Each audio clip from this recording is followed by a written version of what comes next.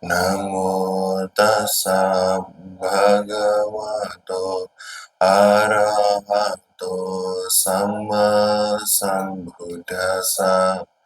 Namo tassa bhagavato arahato sama sambuddhassa. Ya, selamat siang. Selamat pagi semuanya, Namo Buddhaya. Ya, pada pagi hari ini, hari Minggu, tanggal 15 Maret.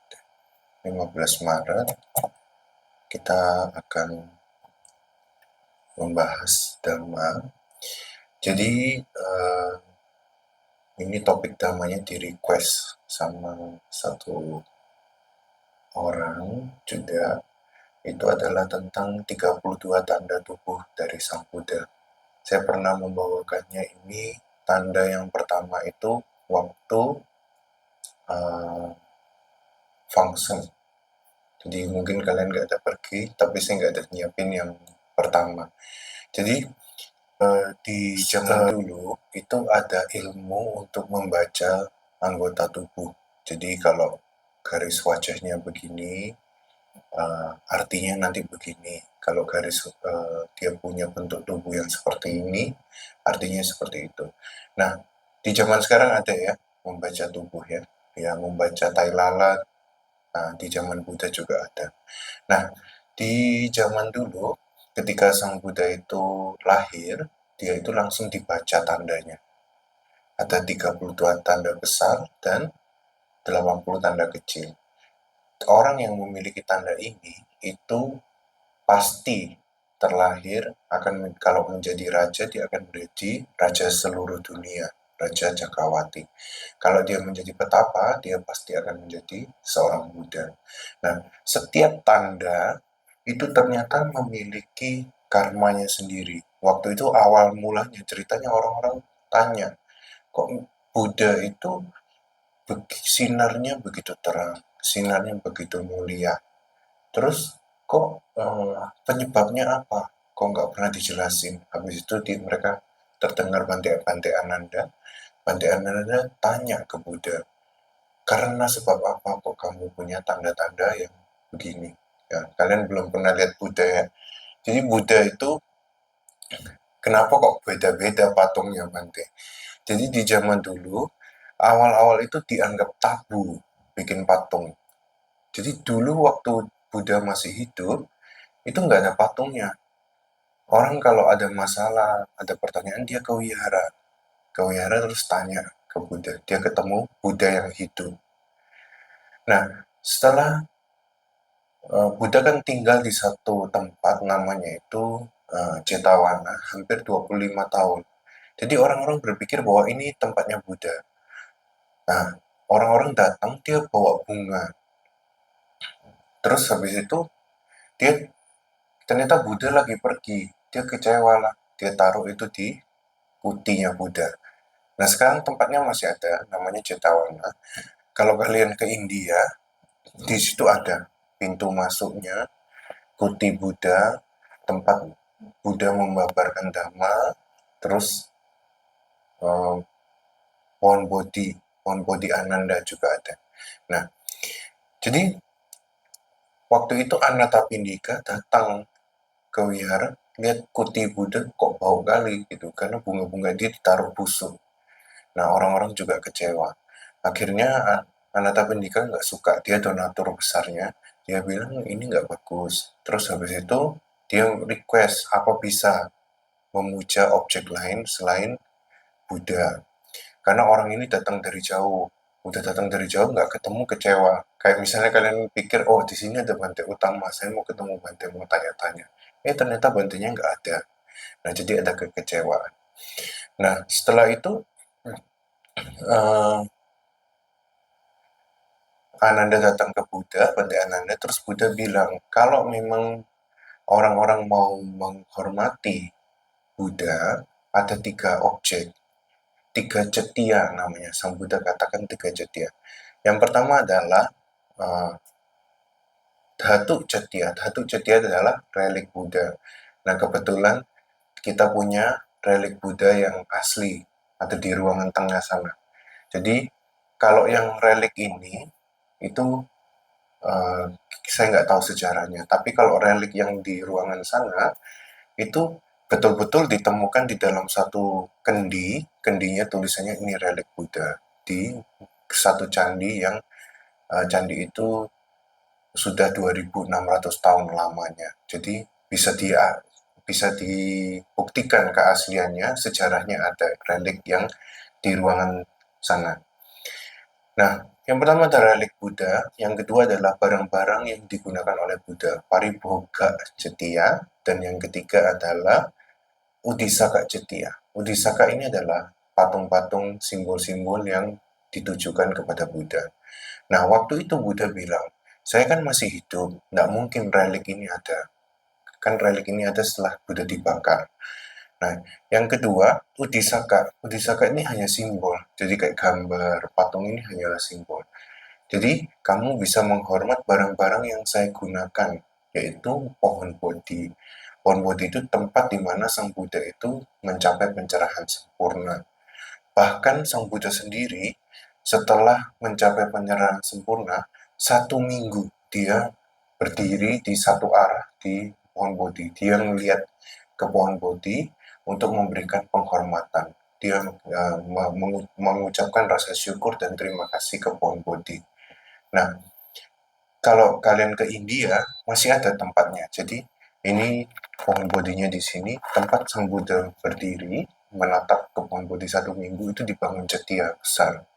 Jadi, kalian bisa pergi ke sana untuk melihat. Terus bagi orang-orang yang bisa bermeditasi, banyak yang bilang mereka melihat cahaya-cahaya, titik-titik cahaya seperti Buddha lagi duduk di bawah pohon bodhi. Ya, ini adalah kekuatan dari Buddha, kekuatan dari Kama. Jadi masih ada uh, apa ya, potensi atau energi Kama yang tertinggal di situ. Jadi makanya banyak yang bilang di tempat Buddha mencapai penerangan itu sangat sangat sangat super tenang, sangat sangat luar biasa. Nah, jadi Buddha bilang ya udah bisa menghormat ke pohon bodhi. Makanya pohon bodhi ini adalah objek penghormatan yang pertama. Seperti kita punya pohon bodhi di bawah. Jadi sangat sakral, bahkan orang Sri Lanka, orang Myanmar tuh nggak berani potong pohon bodhi, karena itu ibarat mau seperti memotong tubuh Buddha. Nah, jadi itu objek pertama, nggak ada patung waktu itu. Nah, setelah Sang Buddha meninggal, 300, setelah Sang Buddha meninggal, logonya apa? Logonya Buddha Dharma, kadang kaki yang akan kita bahas. Jadi dulu orang menghormatnya ke kaki, ke patung kaki gitu. Gak ada ke patung yang seperti ini. Karena dianggap tabu. Seperti katanya orang Medan kemarin dia bilang, nanti jangan bahas kematian di Medan. Katanya tabu bahas kematian. Orang-orang takut sial kalau bahas kematian. Ya. Nah jadi uh, setelah itu agama Buddha ke Pakistan, ke arah Pakistan mana ya? Ya, ke arah sana, ke arah Irak, Iran, Persia, ke arah tengah. Masuklah ke Yunani. Di Yunani itu orang-orang mulai buat patung Buddha. Nah, disitulah mulai ada patung Buddha, tapi patung Buddhanya menyerupai dewa-dewa Yunani, Zeus, Apos, apa, Aristo. Saya lupa dewanya apa gitu. Makanya dia runcing kali, runcing terus ininya mukanya begini, terus rambutnya itu kayak orang Yunani gitu. Nah, itu adalah kalau kita lihat patung yang begitu itu berarti Buddha yang asalnya dari Gandhara. Jadi dia dari asir Gandhara. Nah, terus agama Buddha itu akhirnya patung ini menyebar. Akhirnya di India buat patung, di Cina buat patung, di Sri Lanka buat patung, di Indonesia buat patung, tapi sesuai mereka bilang yang hoki. Jadi kalau patung orang bilang di Cina kalau patung apa mukanya bulat hoki, makanya patung yang Cina kan gemuk, terus ini juga gemuk. Kalau yang Thailand enggak, dia bilang hokinya itu yang ideal itu yang agak kurus, yang badannya agak meliuk begitu. Makanya ada beda-beda patung. Nah, yang Myanmar yang begini. Nah, Itulah asal mula patung, dan patung ini mereka berusaha untuk menulis menggrave ya, memahat itu ada 32 tanda. Nah, yang pertama yang kita akan bahas adalah kakinya. Tapi di sini kakinya nggak kelihatan, nggak ada rodanya juga.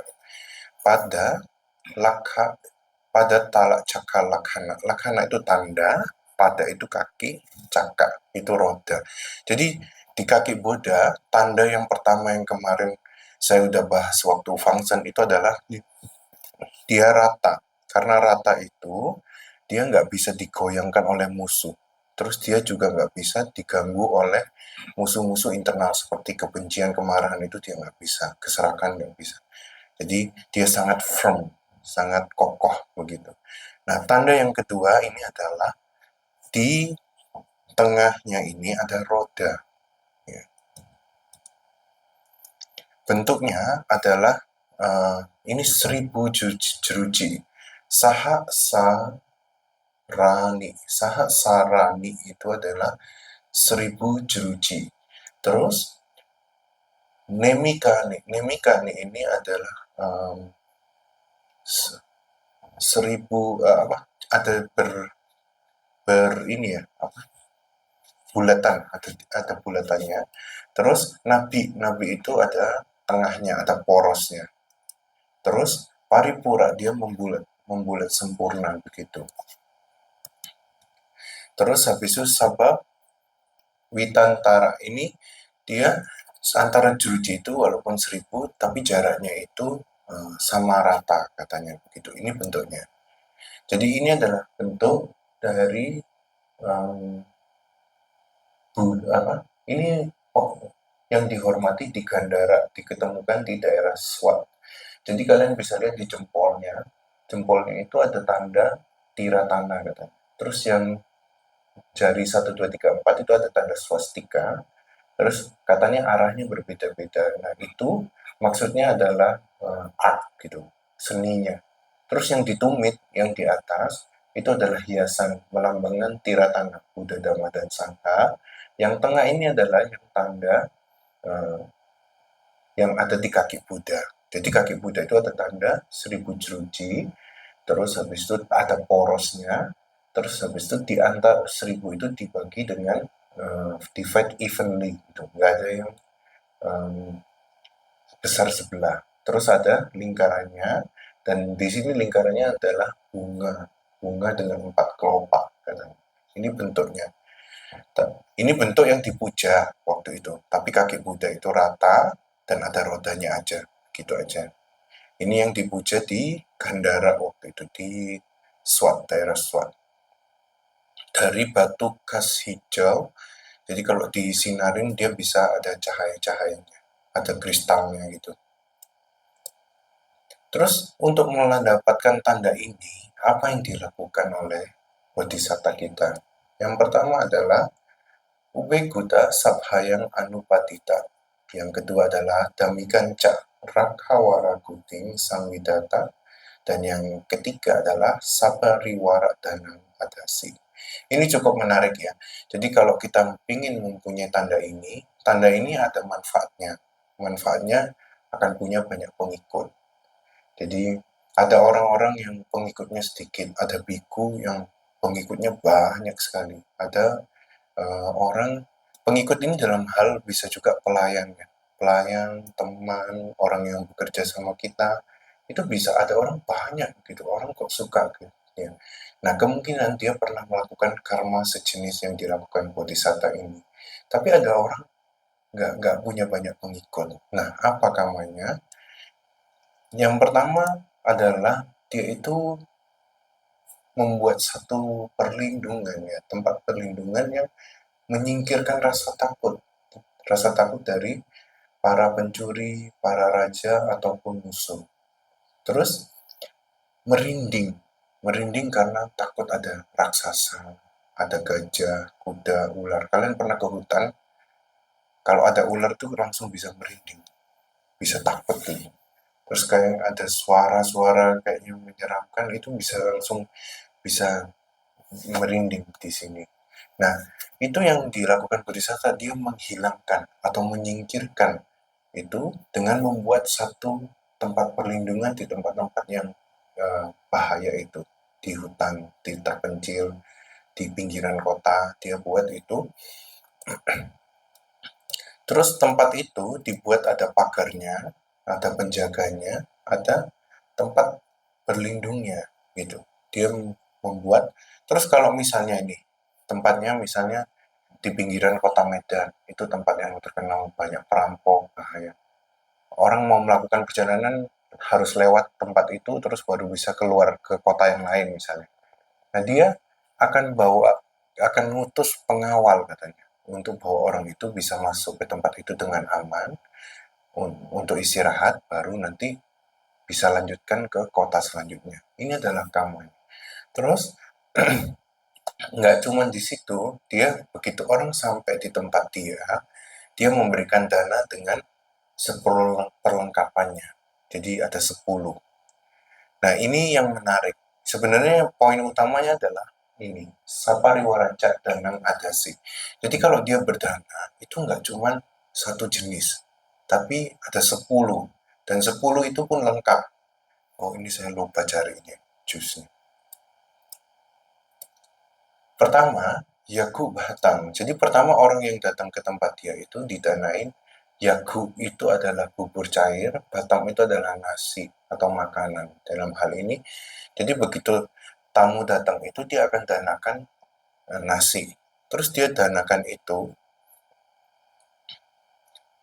bukan di, jadi bukan di luar pintu gitu. Tapi dia akan undang ke dalam, terus tempatnya dia bersihkan. Di sini dia bilang kasih kayak butiran beras gitu, mungkin hiasan ya. Terus sama kasih bunga. Terus habis itu dia akan bikin apa tempat duduknya di arrange. Terus habis itu dia pakai apa kasih kanopi. Ini dalam hal ini dia ngundang biku ya. Jadi yang sedang melakukan perjalanan ke kota lain. Terus dia pakai kanopi, payung kanopi begitu. Terus habis itu menghormat dengan wewangian. Habis itu setelah itu bikunya diundang untuk duduk, habis itu baru diberikan persembahan. Jadi makanya ada tradisi di Myanmar itu dia bikunya mau datang itu rumahnya kayak didekor gitu. Jadi bikunya datang tempat duduknya dilapisin apa namanya di Sri Lanka saya ini dilapisin kain putih. Terus habis itu dia nggak cuma ngundang bikunya itu datang ke rumah, tapi waktu datang juga rumahnya ada bunga-bunga dihias, dikasih parfum dan segala macam. Nah, makanya ini adalah dia berdana, walaupun dia berdana cuma nasi atau bubur, dia nggak sekedar berdana itu. Dia dananya tempat duduk, disuruh masuk, rumahnya dibersihkan, dikasih hiasan rumahnya, dikasih wewangian, dikasih kanopi. Makanya dia punya tanda ini. Terus yang kedua adalah minuman. Dan dia setelah memberikan makanan itu, dia memberikan minuman. Jadi, oh sorry, terus dia memberikan bubur tadi itu nggak cuma bubur aja atau nasi aja, tapi dia pakai kondimen. Kalau di sini kondimennya adalah apa daun olive, terus habis itu kacang, ada abon, ada apa segala macam. Jadi dia juga kasih yang lain. Jadi bukan sekedar dana satu jenis saja, tapi banyak perlengkapannya.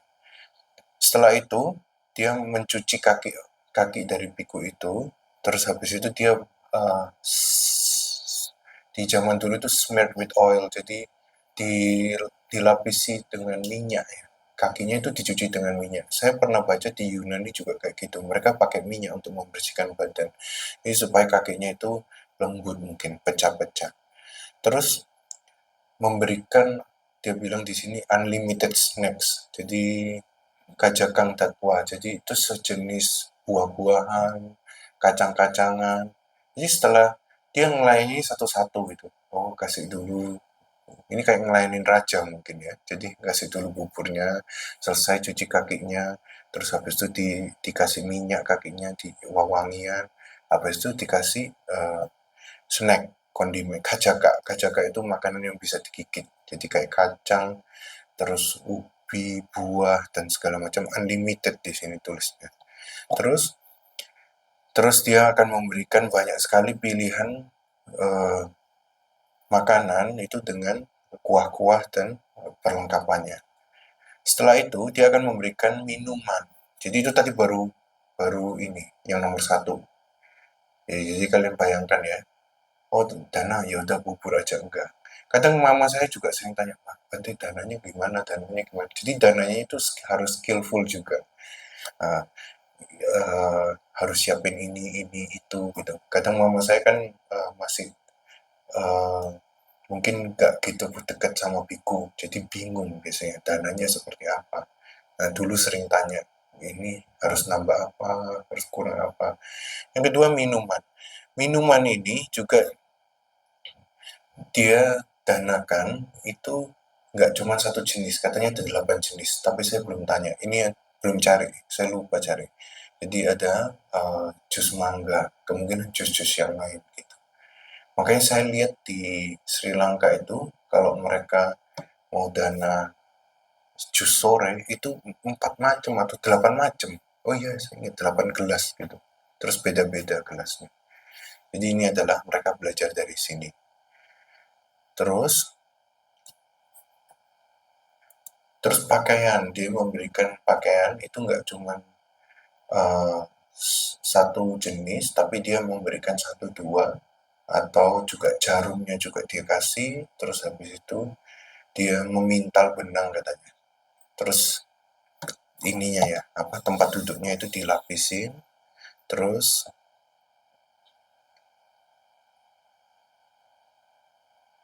terus dia memberikan banyak tatakan. Jadi tatakan untuk apa? Bukan kain untuk membungkus ini jarum-jarum. Terus untuk tatakan-tatakan itu dia kasih apa namanya? Kain juga. Nah, terus pewarnanya sama pewarnanya juga. Jadi bukan sejenis kain biasa aja, tapi pewarnanya dia juga kasih. Terus selanjutnya ada sandal. Terus nggak cuma sandal aja dia kasih, sehingga dia dana sandal juga dana sama tempat sandalnya, terus sama gantungan sandalnya, terus sama uh, minyak untuk melapisinya. Kalau zaman sekarang berarti ini krem krem krem kaki ya dan lain-lain. Terus ada untayan. Untayan ini juga dia memberikan uh, bunga-bunga dengan bunga-bunga yang wangi. Terus habis itu ada part wewangian. Jadi wewangian untuk menghormat pohon bodi, untuk uh, di lagi baca buku katanya gitu. Terus untuk di dalam cetia itu dikasih wewangian. Kalau sekarang aromaterapi kali ya. Terus ini ada krim salep begitu. Salep juga untuk memuja juga ya, untuk memuja cetia dan segala macam. Terus ada ranjang dan kursi. Ranjang dan kursinya itu juga dikasih dikasih sponnya, terus dilapisin spraynya, terus habis itu dikasih alat pembersih ranjangnya juga, dan 7 yang lainnya di atas.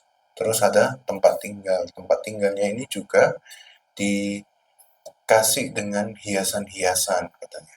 Terus habis itu dikasih yang terakhir adalah lampu minyak. Lampu minyak ini juga dia lampu minyak zaman dulu itu pakai minyak minyak kelapa. Tapi minyak kelapa itu kan nggak wangi. Nah, makanya mereka hancurkan itu kayu gaharu, dicampur di minyak itu nanti dia bisa wangi gitu waktu terbakar.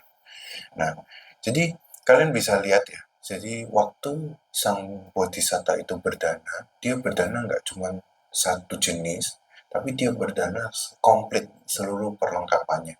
Dikatakan, tapi kalian nggak akan bisa melakukan hal ini karena bodhisatta itu melakukan ini katanya dibanding orang biasa itu 100 kali lipat lebih banyak. Jadi dia lakukan ini, terus makanya dia bisa akibatnya Karena karmanya dia memberikan dana beserta perlengkapannya, dia memiliki tanda roda yang memiliki 1000 jeruji. Ini kenapa kok tanda ini harus muncul? Supaya dewa dan manusia tahu.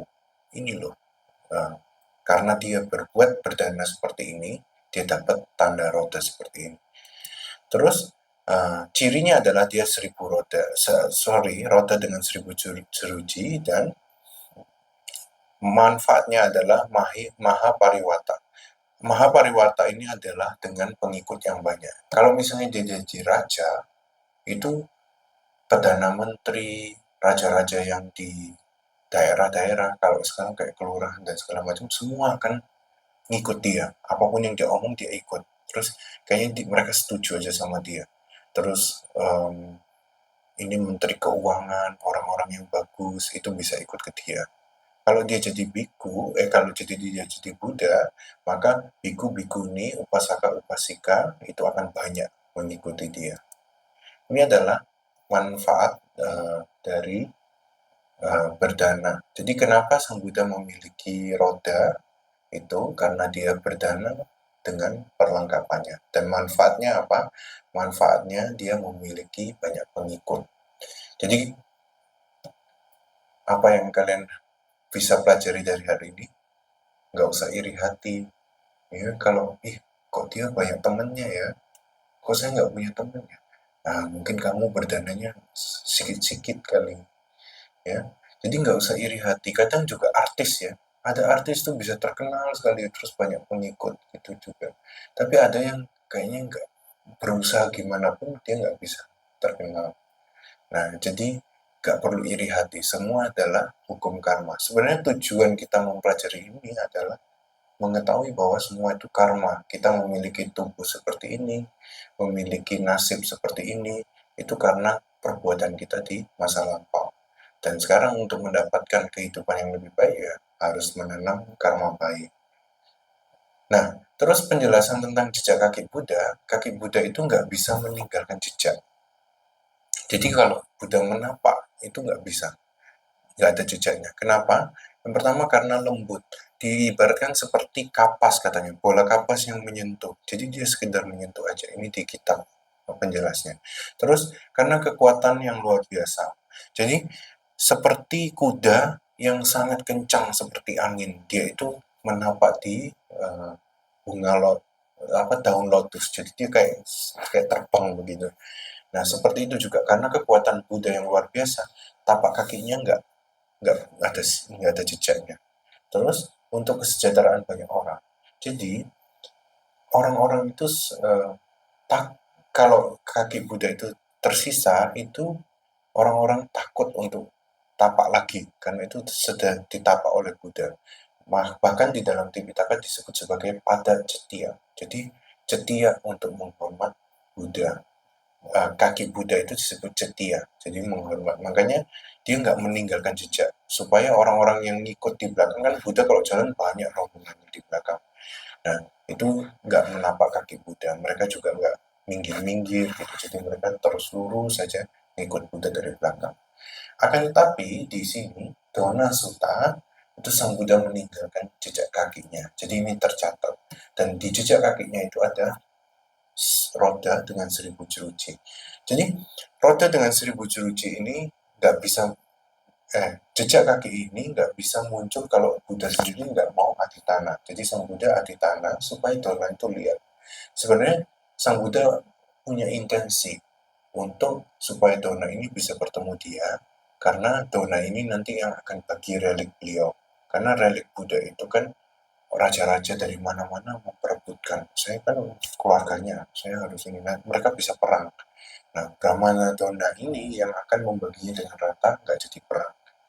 Jadi kayak ini orang meninggal, orang tua meninggal bagi warisan. Artinya selalu bertengkar kan. Nah ini Brahmana Dona ini yang buat jadi nggak bertengkar, dia membagi reliknya ini dengan sama rata. Nah terus habis itu Brahmana Dona ini kan melihat jejak kakinya, ini jejak kaki orang luar biasa. Soalnya apa? ada rodanya 1000 gitu. Ini orang bukan orang sembarangan, dia ikutin. Waktu dia ikutin, dia melihat Buddha lagi duduk di bawah pohon.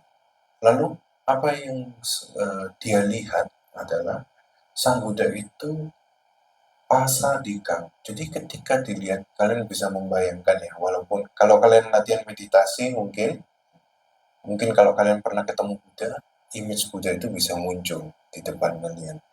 Nah, jadi kalau kalian lihat Buddha, Buddha itu kayaknya bikin orang makin yakin. Kayaknya uh, kalian pernah lihat orang kayaknya ngelihat aja itu kayaknya tenang gitu, nyaman gitu. Nah, kayaknya mau mau kayaknya ini benar gitu, menumbuhkan keyakinan. Yang kedua, rasa dan diam, artinya enak dilihat gitu. Jadi Buddha itu dulu enak dilihat. Nah, ada 32 tanda ya, jadi tanda yang lain itu pokoknya Sang Buddha itu kalau kita bilang dia gantengnya ganteng luar biasa, karisma berkarisma. Jadi dia itu kalau kita lihat dia itu sangat menonjol dari yang lain. Dia itu sangat luar biasa ketenangannya. Jadi waktu Dona itu ngikutin jejak kaki dilihat Buddha, dia ngeliat ini menyenangkan. Terus Satindriya, jadi dia tenang. Satindriya, indriya itu maksudnya fakultasnya mata, telinga, tangan dan segala macam, indra-indranya tenang. Jadi duduknya tenang, habis itu matanya lihat ke bawah, begitu. Indrianya tenang. Ini adalah seorang Buddha. Yang kedua adalah Santa Manasana. Jadi kelihatan banget bahwa pikirannya itu sangat tenang. Terus ini utama Dhamma Samatha ini adalah pencapaian dari penaklukan yang tertinggi. Jadi ini adalah pencapaian arahat, terus sudah mencapai samadhi yang tertinggi, samadhi dari arahat. Terus bebas dari kemelekatan, hutang terlindungi. Terlindungi ini maksudnya dia terlindungi dari kilesa-kilesa, dari kotoran-kotoran batin, indrianya juga terjaga. Indria terjaga itu nggak sembarangan jalan, jadi jalannya itu pelan-pelan. Terus habis itu mengangkat jubah juga penuh perhatian begitu. Ini adalah kualitas Buddha. Terus yang terakhir ini di Sutta ini bilang naga. Jadi Buddha itu disebut sebagai naga. Naga sebenarnya kita kenal sebagai naga ya, ular yang ini, tapi dalam hal ini adalah dia itu tidak menuruti keinginannya lagi, hasrat keinginannya. Terus kilesa yang dia udah tinggalkan nggak kembali lagi, terus tidak melakukan perbuatan buruk, dan dia itu memiliki kekuatan powerful bilangnya. Jadi ini adalah waktu dia ketemu Buddha, dia lihat itu. Terus dia tanya, dia bertanya 4 pertanyaan. Pertanyaannya adalah Bhawi Sami dalam bahasa Pali, artinya apakah kamu akan menjadi dewa, akankah kamu menjadi yaka, akankah kamu menjadi gandaba, atau apakah kamu menjadi manusia? Dan Sang Buddha jawab, enggak, saya enggak akan menjadi dewa, saya enggak akan menjadi yaka, saya enggak akan menjadi gandaba, dan saya enggak akan menjadi manusia. Gandaba tahu ya? Itu yang pegang kecapi, pemusik surgawi. Pemusik surgawi. Yaka ini raksasa, raksasa yang biasanya kalau kita bilang jin ya, jin, butuh hijau, terus kadang oh ya itu, ya kayak gitu. Kalau yang di laut itu asura. Nah, Yaka itu makhluk-makhluk raksasa yang hitam besar dan kadang nggak juga sih, kadang ada yang um, dia pegang palu, gada, dewa pintu kayak di mana di candi-candi di Jawa Tengah yang dia pegang gada gitu. Yaka. Jadi Dona ini tanya, kamu akan apakah jadi itu? Sang Buddha jawab enggak. Ini palingnya kayaknya nggak usah jelasin. Jadi Asawa Pahina. Jadi dia udah meninggalkan kotoran-kotoran batin. Terus Ucina mula, dia udah cabut akarnya. Dan Talawatu kata, jadi dia membuatnya enggak ada ground lagi, nggak bisa, udah dicabut gitu. Makanya dia tidak bisa terlahir lagi. Tidak bisa terlahir lagi sebagai dewa, tidak bisa terlahir lagi sebagai manusia, yaka atau gandapa. Sebab-sebabnya udah dicabut sama Sang Buddha. Oleh itu disebut sebagai Buddha. Hmm, oke, jadi itu demikian penjelasan tentang tanda kedua ini, roda dari kaki Buddha.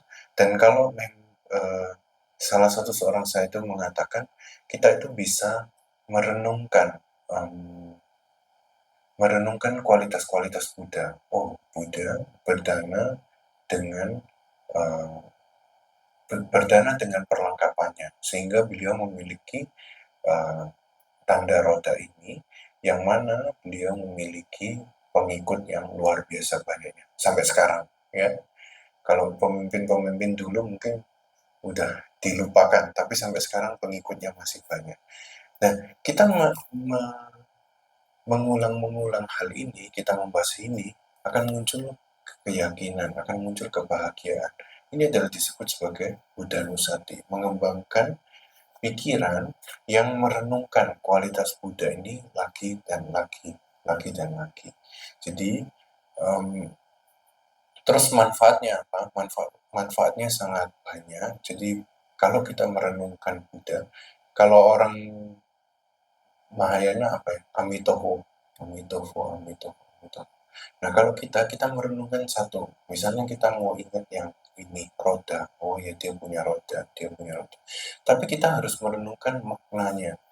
Maknanya adalah dia udah membuat kebajikan berdana ini dengan perlengkapannya. Bukan satu kehidupan ya, banyak kehidupan dia selalu dana seperti itu. Dana nggak pernah satu. Dana pasti ada perlengkapan-perlengkapannya gitu. Komplit gitu. 10 ini selalu dia lakukan 10 jenis dana ini. Nah, jadi kita bisa terbayangkan bahwa kualitas Buddha itu sangat luar biasa. Dan kita merenungkan begitu, kita bisa muncul ke happy, ketenangan, happy, dan seterusnya. Dan manfaatnya sangat banyak. Ibaratnya satu yang saya ingat adalah di batin kita itu cuma ada Buddha, sehingga batin kita seperti cetia atau seperti tempat yang sakral menyimpan Buddha, karena di batin kita cuma ada kualitas-kualitas Buddha. Otomatis demikian, para dewa makhluk halus pun akan menghormat kita. Makanya kalau kita merenungkan tentang Buddha itu sangat powerful. Biasanya makhluk yang jahat itu tidak berani. Ketika ada ketakutan itu, ketakutannya bisa lepas. Jadi demikian penjelasan tanda yang kedua, tanda roda cakra ini. Semoga bermanfaat bagi kalian semua, bisa di, dimaknai dalam kehidupan sehari-hari. Tadi jangan iri hati. Semua itu berarti dari karma. Kita punya bentuk tubuh yang seperti ini, masalah atau keluarga yang seperti ini, semua dari perbuatan-perbuatan kita di masa lampau. Itu sebenarnya intinya. Dan kalian harus mengetahui siapa Buddha, kualitas-kualitas apa yang dimiliki oleh Buddha. Ini baru tanda kedua. Nanti ada tanda yang lain, terus ada kualitas yang lainnya. Kalian harus tahu karena itu guru kalian. Nah, dengan begitu kalian akan, oh, makin lama makin yakin dan makin kehidupannya bisa berubah, improve karena dari praktek dhamma ini dengan merenungkan kekuatan Buddha. Ya, demikian ceramah dhamma pada pagi hari ini. Semoga kalian semua bisa maju dalam dhamma, juga semoga kalian semua bebas dari bahaya, bebas dari penderitaan batin, bebas dari penderitaan jasmani, dapat menjalankan kehidupan dengan bahagia, dan semoga kalian semua dapat melihat dhamma yang diajarkan Sang Buddha, dhamma yang sejati diajarkan oleh Sang Buddha dalam kehidupan ini sesegera mungkin untuk mengakhiri lingkaran penderitaan dari lahir, sakit, tua, mati, lagi dan lagi. Sadu, sadu, sadu. Anumodana Bante atas rekaman yang telah disampaikan. Dengan rasa syukur kami mengucapkan semoga kita semua mendapatkan